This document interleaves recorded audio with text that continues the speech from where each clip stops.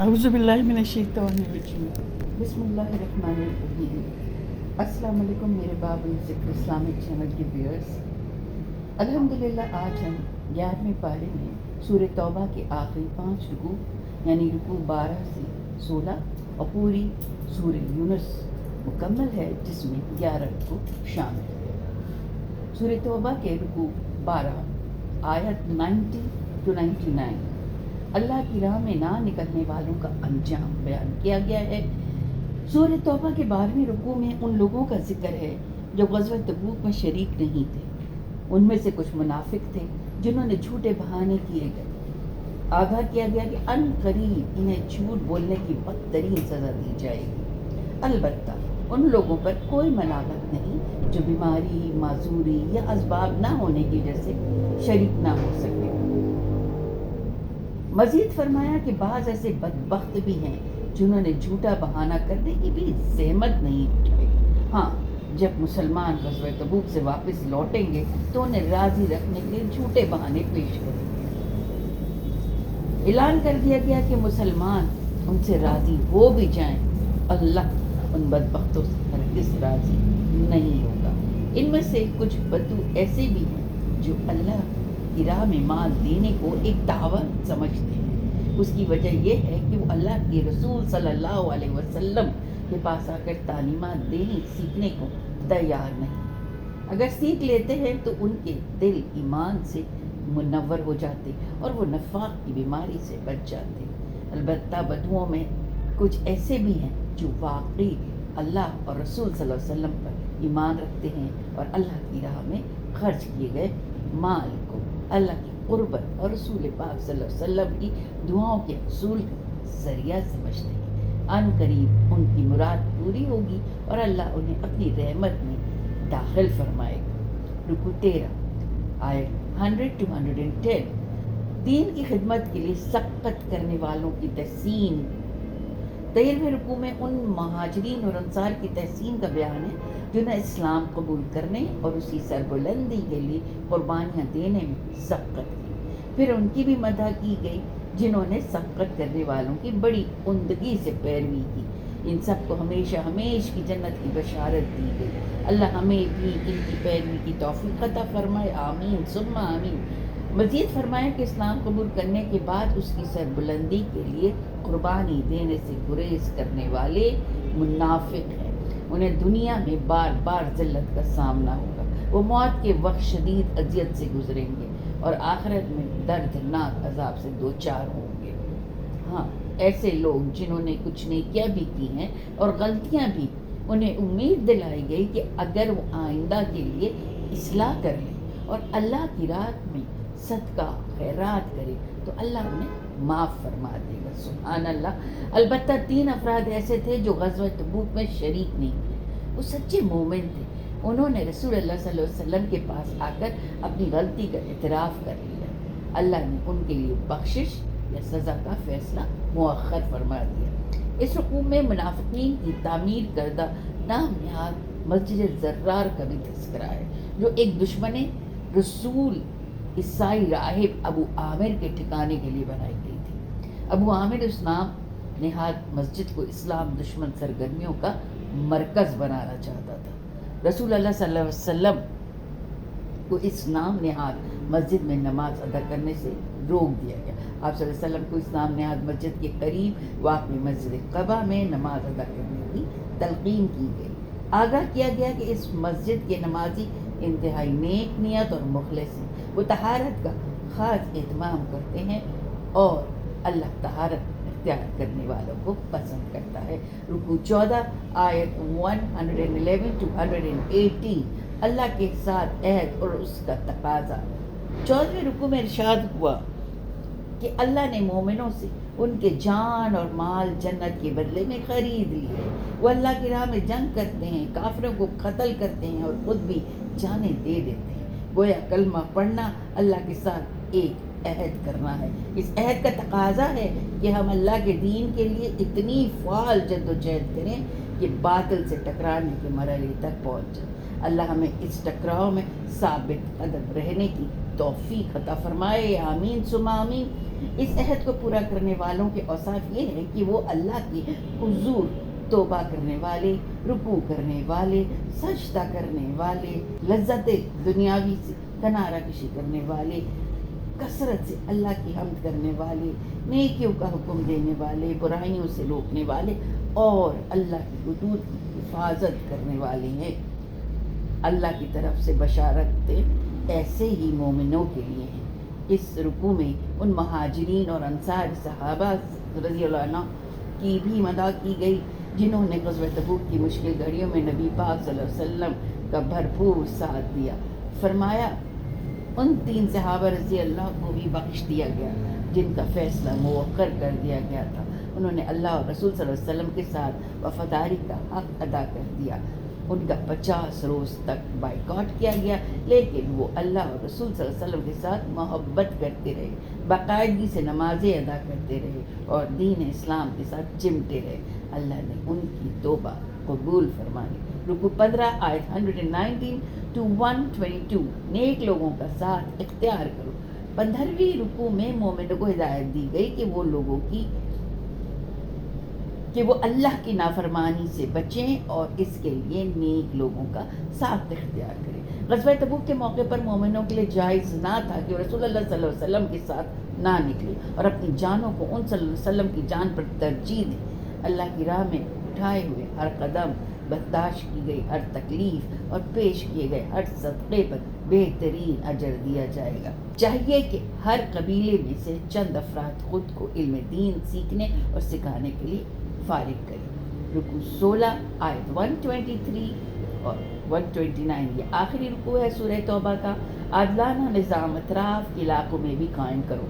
16वें रुकू में मोमिनों को हिदायत दी गई कि वो अपने इलाकों में दीन इस्लाम के गलबे के बाद अब उस आदिलाना निज़ाम को अतराफ़ के इलाकों में भी कायम करें ताकि दीगर बंदगान खुदा भी उसकी बरक़ात से मुस्तफ़ीद हो सकें। इसके बाद अफसोस किया गया कि जब कोई सूरत नाजिल होती है तो मुनाफिकीन तनसन पूछते हैं कि बताओ इस सूरत से किसके ईमान में इजाफ़ा हुआ। फरमाया जो सच्चे मोमिन हैं उनके ईमान में इजाफ़ा हो रहा है, अलबत्ता जिनके दिलों में दुनिया की मोहब्बत है उनकी खबासत में मज़ीद इजाफ़ा हो रहा है। आखिरी आयत में मुसलमानों को आगाह किया गया रसूल सल्लल्लाहु अलैहि वसल्लम तुमसे इंतहाई मोहब्बत करने वाले और तुम्हारे लिए हर खैर के तलबगार हैं। अलबत्ता अगर तुमने उन सल्लल्लाहु अलैहि वसल्लम की दावत पर लबैक ना कही तो जान लो कि उन सल्लल्लाहु अलैहि वसल्लम का भरोसा उस अल्लाह पर है जो बड़े अजीम अर्श का मालिक है। सुभान अल्लाह। फिर सूरह यूनुस का आगाज़ होता है। काफिरों पर तमाम हुज्जत। रुकू 1 आयत 1 to 10। मज़ाहिर कुदरत पर गौर करके ईमान हासिल करो। पहले रुकू में अल्लाह की बेमिसाल कुदरतों का बयान है। अल्लाह ने 6 दिनों में ज़मीन आसमान बनाए, सूरज और चाँद तख्लीक किए और रात और दिन का निज़ाम वाज़े किया। वही है जो पूरी कायनात के मामलात की तदबीर कर रहा है। जो लोग कुदरत के इन मज़ाहिर पर गौर करेंगे, ईमान लाते हैं, वो जन्नत में होंगे और जो बदनसीब दुनिया के हुस्न में खोकर गाफिल हैं वो जहन्नम का निवाला बनेंगे। रुकू 2 आयत 11 to 20। क्या मन घड़त माबूद शफात करेंगे। दूसरे रुकू में कुफार की तरफ से रसूल अल्लाह सल्लल्लाहु अलैहि वसल्लम से इस मुतालबे का जिक्र है कि कुरान को बदल डालिए या कोई दूसरा कुरान ले आइए माज़अल्लाह जो हमारे लिए काबिल कबूल हो। रसूल अल्लाह सल्लल्लाहु अलैहि वसल्लम से कहा गया कि कुफार को बता दें कि ये मेरा कलाम नहीं कि मैं इसे बदल डालूँ, ये अल्लाह का कलाम है। तुम अल्लाह के कलाम का इनकार कर रहे हो और साथ ही दावा करते हो कि तुम्हारे खुद साख्ता माबूद अल्लाह के यहाँ तुम्हारे हक़ में शफात करें। अल्लाह के सिवा कोई माबूद नहीं और तुम्हारे तमाम तसव्वुरात बातिल और बेबुनियाद हैं। रुकू 3 आयत 21 to 30। फरिश्तों और औलिया अल्लाह का मुशकीन से ऐलान बेजारी। तीसरे रुकू में बयान किया गया कि अल्लाह जब इंसान को अपनी रहमत से नवाजता है तो वो ऐश में याद खुदा से गाफिल हो जाता है। अलबत्ता जब कोई तकलीफ़ आती है तो अब खूब अल्लाह को याद करता है। जब किश्तियाँ सुकून से चल रही हों तो लोग उनमें अय्याशियाँ कर रहे होते हैं। फिर जब कोई तूफ़ान आ जाए और किश्ती डोलने लगे تو گڑ گڑا کر اللہ کو پکارتے اور وعدہ کرتے ہیں کہ اگر اس مصیبت سے بچ گئے تو دوبارہ اللہ کی نافرمانیاں نہیں کریں گے۔ جیسے ہی اللہ بحفاظت خشکی پر لے آتا ہے تو وہ اپنے عہد کو توڑ دیتے ہیں۔ ان قریب انہیں اس بدعہدی کی سزا مل کر رہے گی۔ روز قیامت نیک لوگوں کے چہرے روشن ہوں گے اور وہ ابدی جنت کے مزے لوٹ رہے ہوں گے۔ نافرمانوں کے چہرے سیاہ ہوں گے اور وہ جہنم کی آگ میں جل رہے ہوں گے۔ مشرکین فرشتوں اور اولیاء اللہ کے ساتھ شریک ٹھہرا رہے ہیں۔ روز قیامت یہ نیک ہستیاں مشرکین سے اعلان بیزاری کریں گے اور کہیں گے کہ ہم ان کی دعاؤں اور نظر و نیاز سے غافل تھے۔ اس وقت مشرکین کو اندازہ ہو جائے گا کہ ان کے مشرکانہ تصورات باطل اور گمراہ کن تھے۔ رکوع 4 آیت 31-40 حق کے اعتراف پر مجبور کرنے والے سوالات۔ چوتھے رکوع مشرکین سے پوچھے گئے سوالات کا ذکر ہے۔ کون ہے جو انہیں آسمان و زمین سے رزق دیتا ہے؟ کون ان کی بصارت اور سماعت کا اختیار رکھتا ہے؟ کون مردہ کو زندگی اور زندہ کو موت دیتا ہے؟ اتنی بڑی کائنات کو چلانے کی منصوبہ بندی کون کر رہا ہے؟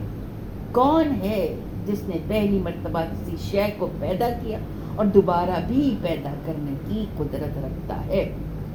کس نے سیدھے راستے کی ہدایت کے لیے کتابیں نازل کی؟ ان تمام سوالوں کا جواب یہ ہے، یہ سب کچھ اللہ ہی کرتا ہے۔ اب غور کرو کہ اللہ کے ساتھ کسی اور کو شریک کرنے کا کیا جواز ہے؟ بلا شبہ حق کی اس ٹھوس دلائل پیش کرنے والا قرآن مجید اللہ کا کلام ہے۔ اگر کوئی سمجھتا ہے کہ یہ اللہ کا کلام نہیں تو مقابلے میں اس جیسی ایک صورت ہی پیش کر کے دکھا دیں۔ رکوع 5 آیت 41-53 دنیا کی زندگی میں مدت ایک گھڑی یا اس سے بھی کم۔ 5ویں رکوع میں آگاہ کیا گیا کہ روز قیامت جب لوگوں کو اٹھایا جائے گا تو وہ محسوس کریں گے کہ دنیا کی زندگی کی مدت تو ایک گھڑی یا اس سے بھی کم تھی۔ یقیناً خسارے میں رہے وہ لوگ جنہوں نے اس قلیل مدت کی زندگی کو غفلت میں گزار دیا۔ اللہ نے تو لوگوں کو ہدایت کے لیے رسول بھیجے، لوگوں کو اصلاح کے لیے مہلت بھی دی۔ جب مہلت ختم ہو گئی تو پھر انہیں ملیا میٹ کر دیا گیا، لیکن کسی کے ساتھ کوئی ظلم نہیں کیا گیا۔ کیا آج زمین پر بسنے والے عذاب کے منتظر ہیں کہ عذاب کے آنے پر توبہ کریں گے؟ اس وقت کی توبہ ہرگز قبول نہ ہوگی۔ رکوع 6 آیت 54-60 قرآن کریم کی عظمت کی 4 شانیں۔ چھٹے رکوع میں قرآن کریم کی عظمت کی 4 شانیں بیان کی گئی ہیں۔ یہ انسانوں کے دلوں کو غفلت سے نکالنے والی نصیحت ہے، ان کی باطنی بیماریوں یعنی دنیا کی محبت سے پیدا ہونے والی برائیوں کا علاج ہے، انسانوں کے عقائد و اعمال کی اصلاح کے لیے ہدایت ہے۔ ایسے مومنوں کے لیے دنیا اور آخرت میں رحمت کا باعث ہے جو اس کی دی ہوئی ہدایت پر عمل کرتے ہیں۔ بلا شبہ قرآن اللہ کی رحمت و فضل کا مظہر ہے۔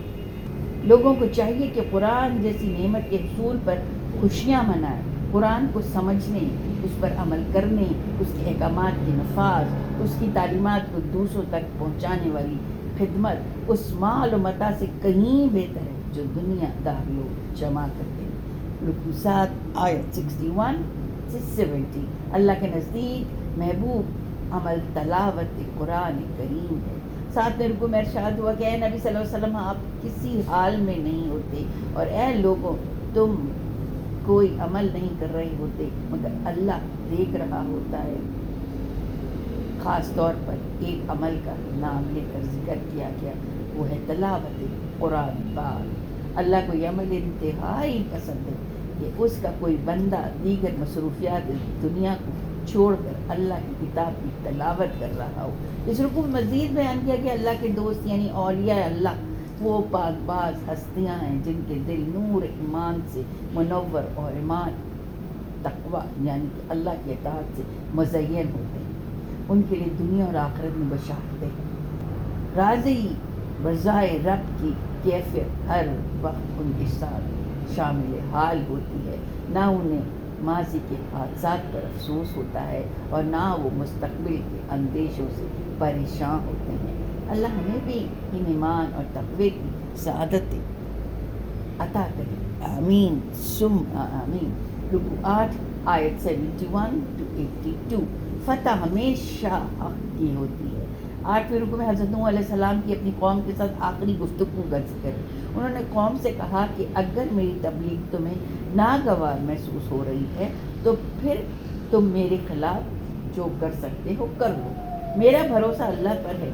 और तो करो, मेरी तबलीग बड़ी बेगर्जी के साथ है, मैंने तुमसे इस पर कोई अजर तो नहीं मांगा। बदकिस्मत कौम, अक्सरियत ने उनकी दावत हक को जुटलाया और आखिरकार हलाकत से दो चार हुई। दावत हक को कबूल करने वाले अजाब से महफूज रहे और ज़मीन के वारिस बना दिए गए। इसी तरह हज़रत मूसा अलैहिस्सलाम, हज़रत हारून अलैहिस्सलाम ने फ़िरौन उसकी कौम को दावत हक दी और मौज़ात के ज़रिए हक का सबूत पेश किया। उन्होंने दावत हक का मजाक उड़ाया, मुज़ात को जादू करार दिया, मुज़ात के मुकाबले के लिए माहिर जादूगरों को बुलाया। जादूगर मुकाबले में शिकस्त से दो चार हुए। अल्लाह ने हक का हक होना और बातिल का बातिल होना साबित कर दिया। रुकू 9 आयत 83 to 92।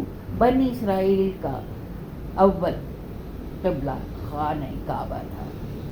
नबी रुकू में बयान किया गया कि बनी इसराइल के मास चंद नौजवान हज़रत मूसा अलैहिस्सलाम पर ईमान लाए। इसकी वजह ये थी कि उनके सरदार फ़िरौन के एजेंट बनकर अपनी ही कौम के मोमिनों पर जुल्म और सितम कर रहे थे। हज़रत मूसा ने कौम को सब्र और अल्लाह पर तवक्कल करने की तलकीन दी। कौम ने कहा कि हाँ, हम अल्लाह पर तवक्कल करते हैं।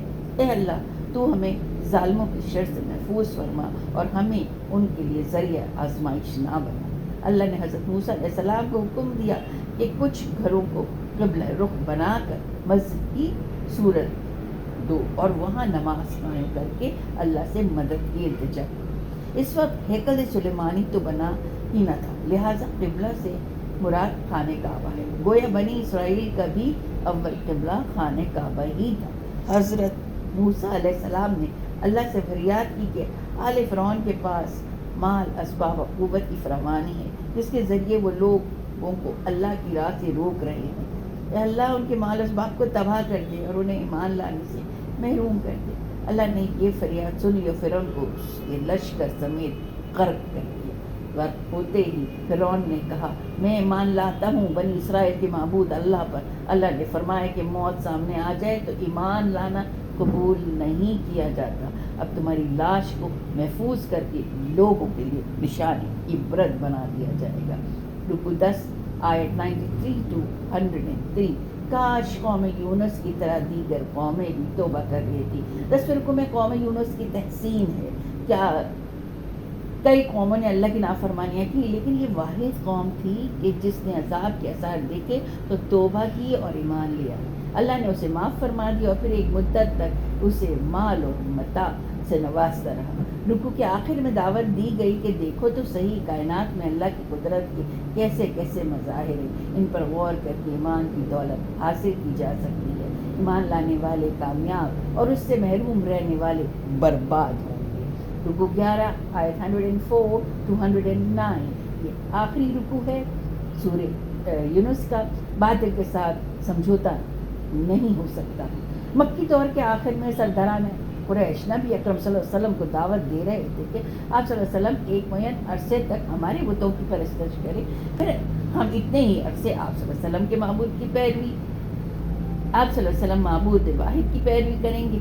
इस रुकू में नबी अकरम सल्लल्लाहु अलैहि वसल्लम को हुक्म दिया गया कि ऐलान कर दें कि मैं अल्लाह के सिवा किसी हस्ती की परस्तिश नहीं करूँगा और ना ही किसी ऐसे माबूद को पुकारूंगा जो मेरे लिए किसी नफ़ा या नुकसान का इख्तियार नहीं रखता। अल्लाह ने लोगों के लिए कुरान की सूरत में हक़ नाज़िल कर दिया। जो हक़ कबूल करेगा तो वो अपनी ही जन्नत को संवारेगा, जो हक़ कबूल नहीं करेगा वो अपने लिए जहन्नम की आग को भड़काएगा। नबी अकरम सल्लल्लाहु अलैहि वसल्लम को तहकीम की गई कि कुरान की पैरवी करें और हक़ पर डटे रहें, यहाँ तक कि अल्लाह की तरफ से हक़ और बातिल के दरमियान फ़ैसला कर दिया जाए। यहाँ 11वें पारे का इख्तिताम होता है। इख्तिताम से पहले मैं आपको सूरह तौबा के बारे में जो मैंने ज़िक्र किया था कि ये वो वाहिद सूरह है जिसमें बिस्मिल्लाह से स्टार्ट नहीं होती है सूरह। बाकी सारी 113 सूरतों में बिस्मिल्लाह है और अल्लाह पाक ने इसकी कंपनसेशन सूरह नमल में یعنی سورہ نمل کے شروع میں بھی بسم اللہ ہے اور آخر میں بھی بسم اللہ ہے، تو اس طرح سے 114 دفعہ بسم اللہ ہو جاتی ہے۔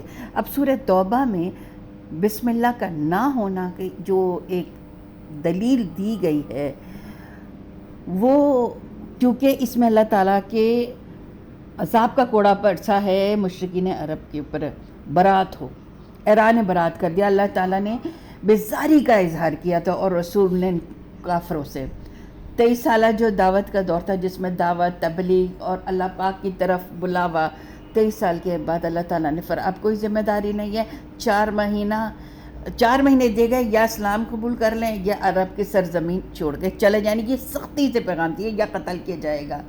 تو اس میں عذاب کا ذکر ہے۔